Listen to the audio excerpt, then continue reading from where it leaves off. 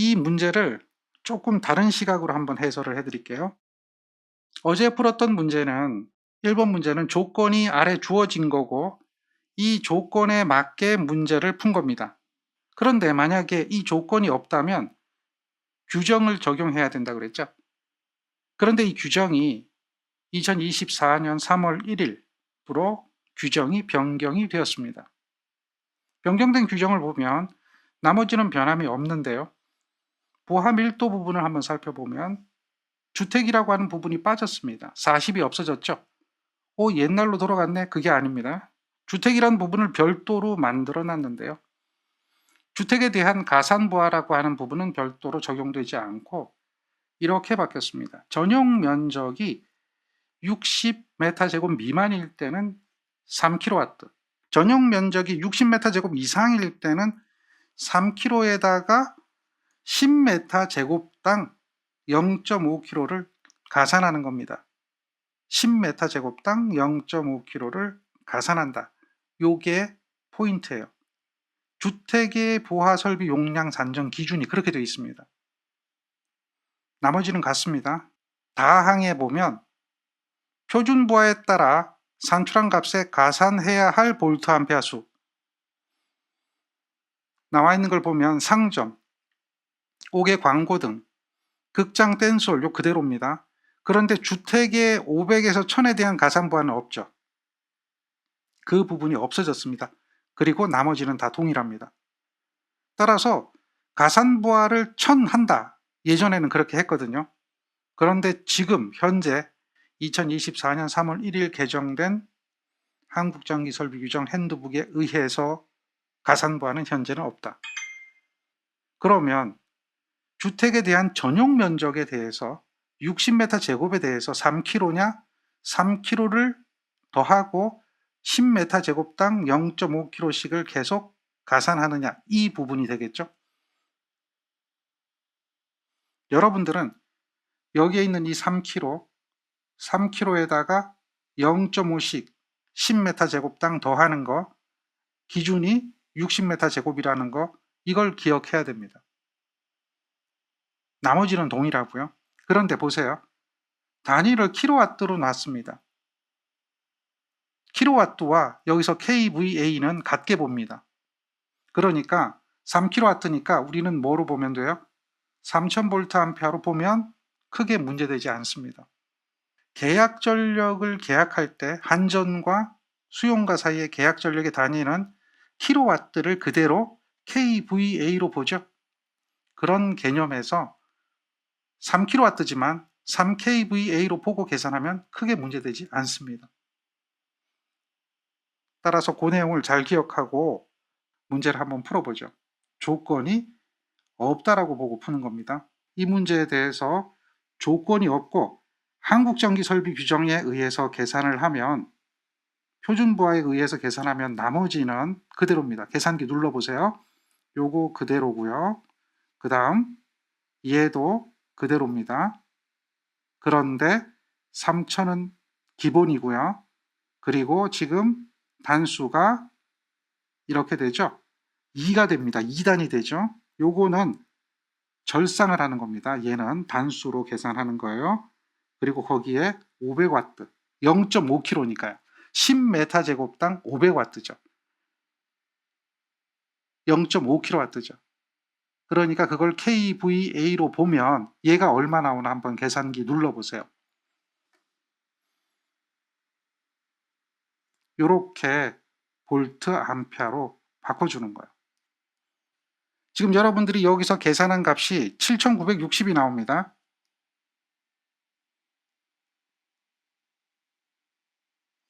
그러면 분기회로 수는 몇 회로가 될까요?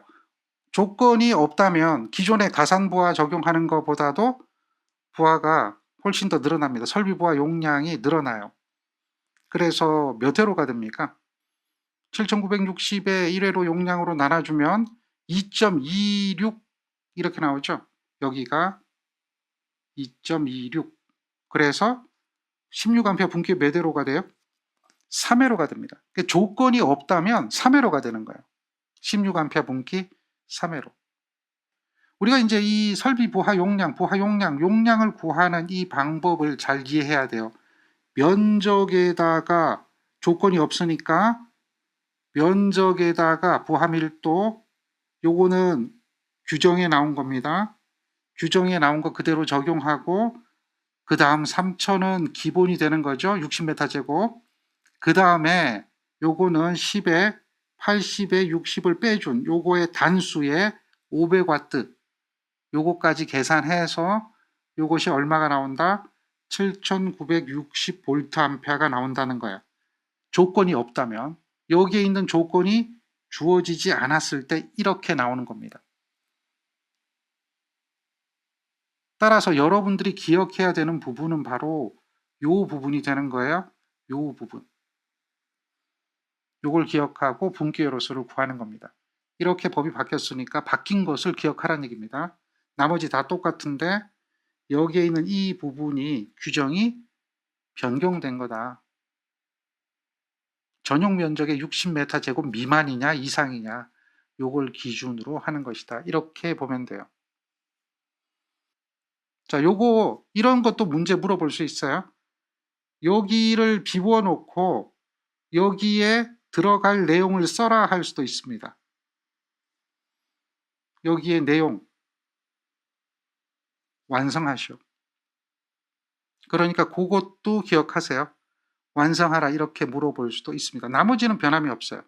가산부하는 주택 부분이 빠진 거고 나머지는 변함이 없으니까 그런 내용을 정리를 하고 있으면 됩니다. 자, 그 얘기 미리 좀 해드리고 네 번째 문제 보죠.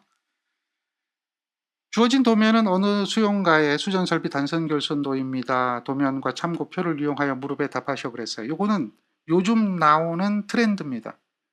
요즘 나오는 트렌드는 이런 문제가 어렵진 않지만 한 문제가 주어지고 배점을 높게 줍니다. 그리고 나머지 5점짜리 문제들로 채워지고 있죠. 그런 걸로 보면 돼요. 그래서 앞으로 여러분들 시험 볼 때 이렇게 큰 문제 한 문제는 반드시 있다라고 생각하고 정리를 하세요. 그런데 이런 큰 문제가 많지는 않아요. 관연도에 출제됐던 내용들을 쭉 보면 이렇게 커다랗게 10몇 점 정도 나올 수 있는 문제는 많지 않다. 그러니까 충분히 여러분들이 다 풀어보고 들어갈 만하다는 얘기죠.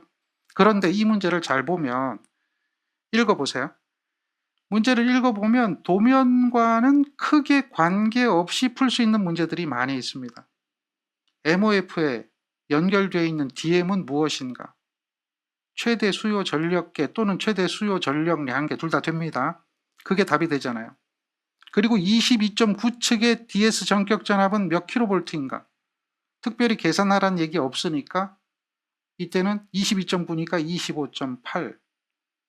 LA 전격 전압도 22.9니까 18. 52 전격 전압은 25.8. 바로바로 나오는 거 아닌가요? 여기에 있는 이런 도면이 없더라도 22.9에 대해서 LA의 전격 전압이라든지 DM이라든지 뭐 이런 것들은 여러분들이 금방 알 수 있는 내용들이 되지 않나요? 그런 것들은 금방 알아야 돼요. 이런 것들은 뭐 틀리면 안 된다는 거죠. 그런데 여기에 이제 여러분들한테 조금씩 물어보는 게 좀 다른 게 있습니다. 그래서 1번부터 4번까지는 쉽게 답을 찾을 수가 있을 겁니다.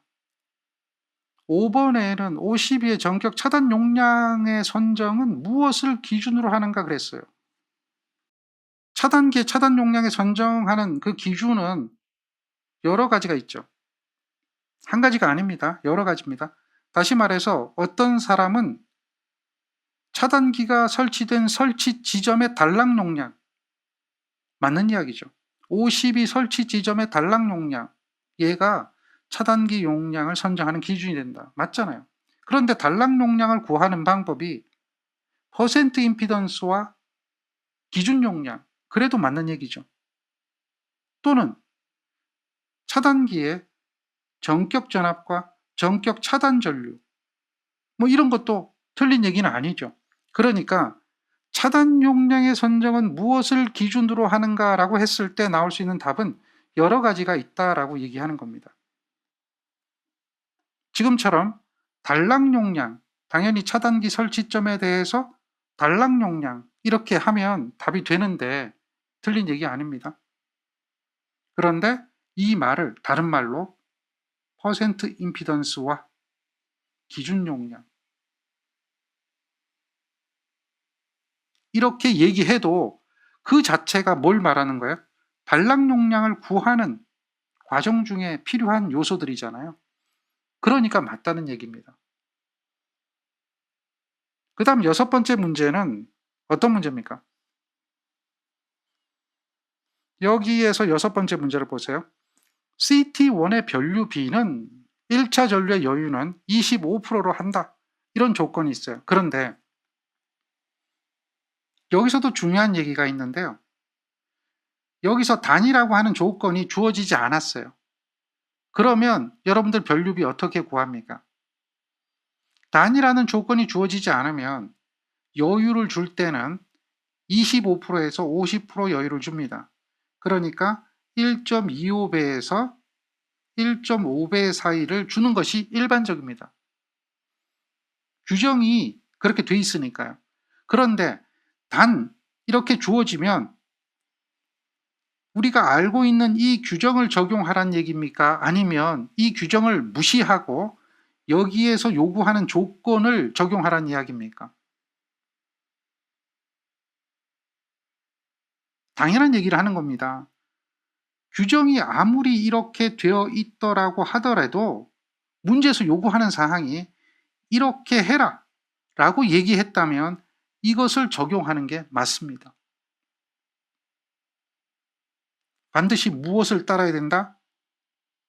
문제의 요구 조건을 따라야 된다는 거예요. 그렇죠? 25%만 적용하는 겁니다. 따라서 변류비를 선정할 때는 이와 같이 선정하는 겁니다. 요 지점에 설치된 변류기의 변류비를 구하는 겁니다. 여기 보면 500짜리 세대라고 돼 있죠. 그리고 변압기 1차 측에 설치되어 있으니까 전압은 변압기 1차 측 전압이 적용돼야 되고 용량은 500짜리 세대가 설치된 이 값으로서 전류를 구하는 겁니다. 그래야 여기 변류비를 구할 수가 있죠. 여기 변류비를 구하려면 500짜리 세대입니다. 500kVA짜리 세대죠. 전압으로 나눠줘야 되겠죠. 이렇게 나눠줍니다. 얘가 여기에 흐르는 전류가 돼요. 이 전류인데 이 전류는 무슨 전류가 되냐면 전부하 전류라고 불러요. 전격 전류의 개념이지만 부하가 변압기 용량이 100% 걸렸을 때 전부하 전류다라고 부르는 거예요. 전부하 전류. 이 전류에 몇 배를 하라 그랬어요? 1.25배를 하라고 이야기하는 겁니다. 그래서 이 전류값을 계산을 해보는 거죠. 그 전류값 계산하면 얼마가 나옵니까? 1.25배까지 하면 47.27이 나옵니다. 이렇게 전류가 나와요. 그러면 요 그림 밑에 규격이 있어요. 변류비 규격이 있어요. 그림 밑에. 그 규격을 보면 얼마짜리가 있습니까? 50A짜리가 있죠. 그래서 50대 5 선정한다. 이렇게 이야기하는 거예요. 얘를 선정하는 겁니다. 1차 전격 전류는 50A가 되고 2차 전격 전류는 5A가 되는 거죠. 그래서 변류 B니까 답을 할 때 어떻게 답을 해야 돼요? 50대 5로 답을 하는 겁니다. 자, 이렇게 답을 하는 거예요. 이런 문제를 우리는 뭐라고 얘기하냐면 기본 문제라고 합니다. 자, 우리가 22.9에 대해서 달로기 전격 전압이나 차단기 전격 전압은 기본으로 암기하고 있는 거죠. 이런 것들이 기본이잖아요. 피레기 전격 전압이라고 하는 거 이거 이야기 안 해도 여러분들은 기본적으로 알고 있어야 돼요. 이런 것들은 뭐예요? 규격입니다. 여러분들은 암기를 하고 있어야 되는 내용 중에 하나예요. 그리고 지금처럼 이런 변류비를 구하라 하는 문제도 5점짜리 문제로 출제가 되고 있거든요. 따라서 변류비를 구하는 이런 것들은 기본 중에 기본입니다. 이런 걸 잘 기억해야 돼요. 그리고 일곱 번째 문제는 도면에 표시된 달로기에 FF의 뜻이 뭐냐 이렇게 물어요. FF의 뜻이 뭐냐라고 물어요. 여기에 FF라고 하죠. 그런데 여기는 BB도 있고요. 여기는 BF도 있고요. 이게 무슨 뜻이냐라고 하는 겁니다. F는 전면이고 B는 이면이다. 따라서 달로기를 접속하는데 부스바를 연결하는 것이 프론트에서 연결한다, 전면에서 연결한다고 했을 때 FF예요. BB는 부스바와 달로기를 연결하는데 이면에서 연결하는 겁니다. 그리고 BF는 이면과 전면, FB는 전면과 이면 이렇게 연결하는 방법이 있다는 거죠. 이렇게 생긴 게 달로기죠. 그런데 달로기에 여기 보세요. 구멍이 두 개 있잖아요. 여기에다가 케이블을 접속하든 부스바를 접속하든 이 부분에서 접속이 이루어지는 거죠. 자, 그런데 그 접속을 어떻게 하느냐? 이렇게 하는 거예요. 부스바가 연결되는 부분, 케이블이 연결되는 부분, 단자가 연결되는 부분, 여기, 여기. 이렇게 되면 얘가 뭐예요? 표면 접속형이에요. F, F. 이면 접속형은 여기에 연결이 되고 여기에 연결이 되는 거예요. 그래서 B, B. 그 다음 여기에 연결이 되죠. 여기에 연결이 되고 여기에 연결이 되면 B, F. 케이블을 연결할 때 어디다가 달로기하고 연결을 할 것이냐 이런 거죠. 자, 그래서 FF라고 하는 것은 달로기 접속 방법이 표면 접속형을 말한다. 그러니까 표면 접속형을 말한다. 이렇게 답을 하면 돼요. 자, 그래서 답이 이렇게 되는 거 알겠죠? 접속 단자의 접속 방법이 표면 접속이라는 것을 의미한다. 자, 그 다음 여덟 번째 문제인데요. 요거는 피레기와 변압기의 최대 유효 이격거리를 말합니다. 피레기와 변압기의 최대 유효 이격거리는 전압에 따라서 정해져 있거든요. 22.9일 때 22kV급은 20m 이격하고요. 그 유효 이격거리는 여러분들이 암기하세요. 변압기와 피레기의 최대로 이격할 수 있는 거리는 얼마인가? 20m다. 그런 정도로 참고하시면 되고, 아홉 번째는 그림의 변압기가 Y델타 변압기로 되어 있습니다. 그림에 나와 있어요. 그런데 그 변압기가 단상 투부싱 변압기다라고 하는 거예요. 이렇게 단상 투부싱 변압기면 1차 측의 중성점 접지는 어떻게 해야 하는가?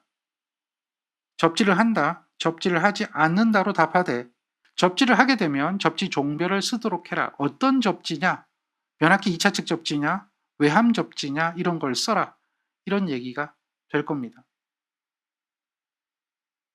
그런데요, 이 문제 여기서 이렇게 한 문제 나왔지만 옛날 문제를 보면 이 문제는 또 출제가 된 적이 있습니다. 이 문제를 말하는 거거든요. 다중접지 계통에서 수전 변압기를 단상 투부싱 변압기로 Y델타 결선하는 경우에 1차 측의 중성점 접지는 하지 않고 부동시킨다. 그러니까 접지를 하지 않는다는 얘기예요. 부동시킨다. 그 이유가 뭐냐 설명하라 그랬어요. 이 얘기는 변압기 한 상의 COS가 끊어지는 경우가 생긴다면 변압기 자체가 역부위 결선되어서 과부하 걸릴 수 있기 때문이다. 이런 얘기가 되거든요. 자, 이런 문제가 13년도 출제됐고요. 22.9 중성선 다중접지 선로에서 전격 전압이 13.2고 전격 용량이 250짜리 단상 변압기 3대를 1차 Y, 2차 델타 결선했습니다. 다음 물음에 답하라 그랬어요. 이렇게 연결된 Y 델타 결선 변압기에서 첫 번째 문제를 보면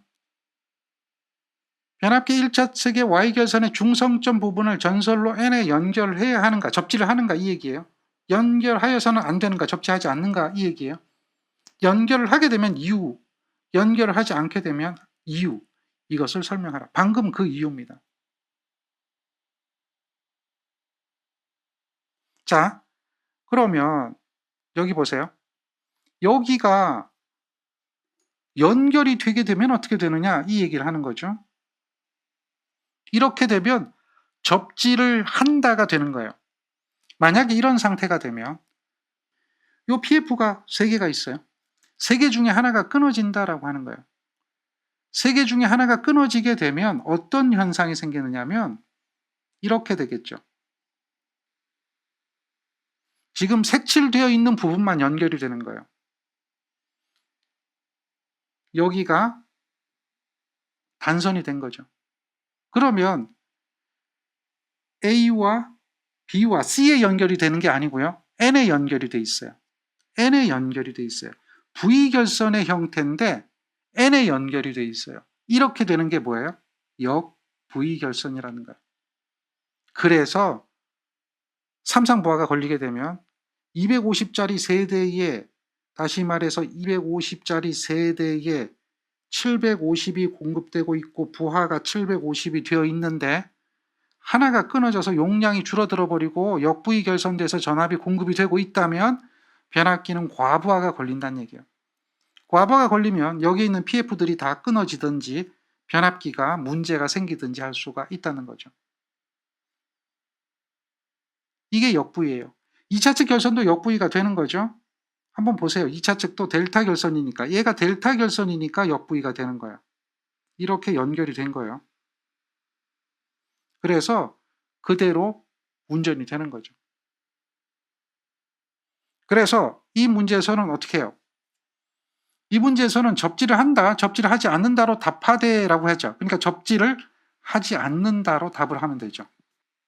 접지를 하지 않는다. 이게 답인 거예요. 접지를 하지 않는다로 답을 하면 돼요. 그 다음 10번째는 차단 용량이 주어졌는데 전격 차단 전류는 어떻게 되느냐 이렇게 물어보죠. 50입니다. 52. 52라고 얘기했는데 이 52는 22.9에 연결된 차단기입니다. 요즘은 이제 V12 쓰죠. 자, 여기에 52에 대해서 차단 용량 어떻게 합니까? 루트 3배의 전격 전압의 전격 차단 전류죠. 문제는 전격 차단 전류는 몇 암페어인가 이렇게 물어봤죠. 전격 차단 전류를 물어보는 겁니다. 그러면 여기서 여러분들은 어떻게 해야 돼요? 이 용량을 이거로 나눠주는 거죠. 22.9니까 전격 전압이 얼마예요? 25.8이잖아요. 그리고 여기에 있는 이 값이 얼마가 되죠? 1000MVA죠. MVA죠. 10의 6승이고 얘는 뭐예요? 10의 3승이죠. 그러면 전격 차단 전류 계산할 수 있죠. P를 루트 3V로 나눠주면 되는 겁니다. 이렇게 대입이 되는 거예요. 자, 이렇게 되면 몇 암페어인가 물어봤기 때문에 이렇게 쓰시면 돼요. 여기 나오는 계산한 값 그대로 이렇게 적어주면 되는 거예요. 자, 그런데요. 여기서 전격 전압을 구하라고 하니까 다양한 경우를 이야기해 드리는 겁니다. 전격 전압을 구하라고 하니까 22.9에다가 1.1분의 1.2로 넣으면 안 되나요? 다시 말해서 이거 계산하면 24.98인데요. 이걸로 넣으면 안 되나요? 이렇게 물어보는 사람들이 덜어 있어요. 이거 넣으면 안 되나요? 물어보는 사람이 있어요. 근데 얘가 전격입니까? 얘는 계산하는 값이잖아요. 계산 과정이잖아요. 과정이지 전격은 아니잖아요. 과정을 거친 후 그러므로 얼마를 선정해요? 25.8을 선정하는 거잖아요. 그러니까 여기 들어가는 것은 뭐가 들어가야 돼요? 선정된 전격의 값이 들어가는 것이 바람직하다. 요 이야기를 하는 거예요. 물론 24.98 넣어도 됩니다라고 이야기하는 분들도 있어요. 그런데 우리는 좀 더 정확하고 디테일하게 본다면 전격에 대한 전압이기 때문에 차단기에 전격 전압을 넣는 겁니다.